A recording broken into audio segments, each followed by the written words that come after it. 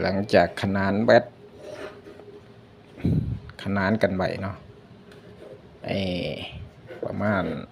1 มื้อละ1 มื้อ1 คืนขนานแบตแล้วก็ชาร์จทิ่มไว้1 มื้อ1 คืน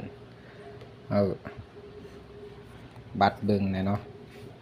แบตสิอยู่แรงดันซ้ำกันเบิดว่าซั่นแต่รอถ้า BMS เนาะตัววลาแบตสั่งยังบ่ทันมาอยู่ซั่นเดี๋ยวสิประกอบตัวนี้เตรียมไว้ท่าว่าซั่นเตรียมประกอบเข้าตู้4 นิ้วว่าซั่นไว้นี่เด้อว่าซั่นแต่ยังบ่ทันหุ้มหนังก็มาแล้วว่าซั่นนี่ใส่หนังสีดำเคปลาร์ความหนาอยู่8 มิลว่าซั่น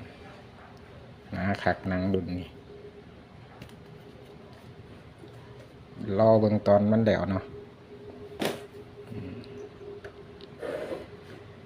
เป็นตู้หน้าเปิด4 นิ้วว่าซั่นระบบ 2.0 ให้เราเมืองสูตรนี้สีดังทอสูตรนั้นอยู่ห้องก็6เล็กน้อยว่าซั่นยังบ่ทันแล้ว